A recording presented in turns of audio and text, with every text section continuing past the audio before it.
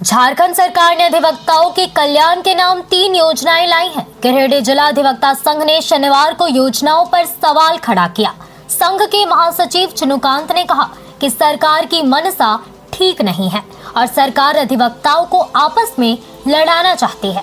इन्होंने कहा कि सरकार की अगर मनसा ठीक होती तो निसंदेह इस योजना का स्वागत किया जा सकता था, किंतु जब चुनाव सिर पर है और 15 दिनों में राज्य में आचार संहिता लगने वाली है, ऐसे में केवल लोक लुभावन योजना की घोषणा करके सरकार अधिवक्ताओं की सहानुभूति को बटोरना चाहती है। लेकिन पर्दे के पीछे से अगर देखा जाए तो इस योजना से आपस में अधिवक्ताओं में टकराव होगा और उनके बीच विवाद बढ़ेगा। उन्होंने कहा कि सरकार ने अधिवक्ताओं के बीमा योजना के मध्य में 9 करोड़ रुपए का बजट में प्रावधान किया है। राज्य में अभी 34,500 अधिवक्ता निबंधित है।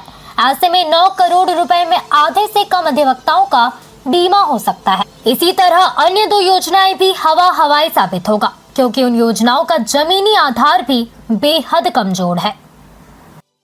अधिवक्ताओं के कुछ कल्याण की योजना सरकार लाई है, इसे आप किस रूप में देख रहे हैं? देखिए, सबसे पहले तो हम ये कहेंगे कि सरकार ने ऐन वक्त पर अधिवक्ताओं के हित के लिए कुछ घोषणाएं जरूर की है, लेकिन उस घोषणा के पीछे सरकार की मंशा साफ नहीं है।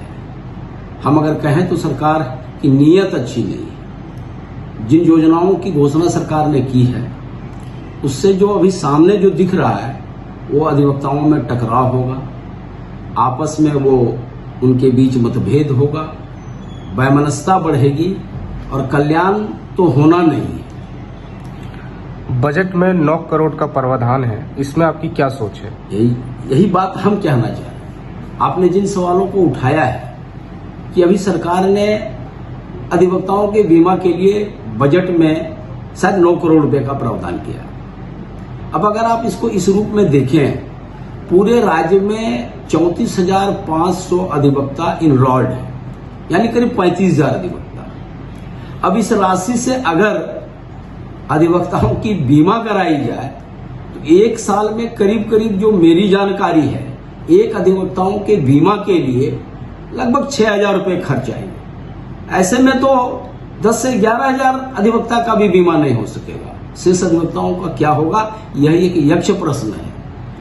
पेंशन की जो राशि तय की गई है, उससे आप कितना संतुष्ट हैं? बिल्कुल सही सवाल आपने किया कि सरकार ने पेंशन के बारे में कहा कि जो अधिवक्ता 65 वर्ष की आयु पूरा कर लिए हैं, उनको अब 7,000 के बजाय 14,000 रुपया पेंशन मिलेगा।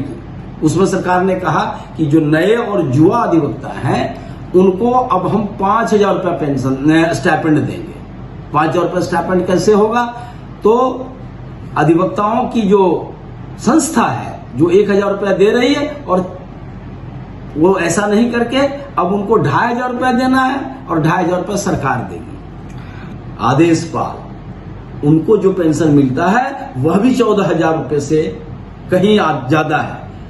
तो क्या इससे अधिवक्ता आहत अपमानित नहीं होंगे? अगर आप एक्चुअल में अधिवक्ताओं के जो रिटायर्ड एडवोकेट्स हैं, उनको अगर आप पेंशन देना चाहते हैं तो उसकी राशि कम से कम 50,000 रुपया तय करो, सरकार सीधे उनके खाते में दे। हम देंगे तब सरकार देगी, तो ये बिल्कुल उलझाने वाली बात है ना। हम स्थानीय विधायक बार भवन में आने वाले हैं, इस पर आपको क्या कहना है? नहीं, बिल्कुल बार भवन में वो सम्मानित विधायक हैं, उनके आने का स्वागत है।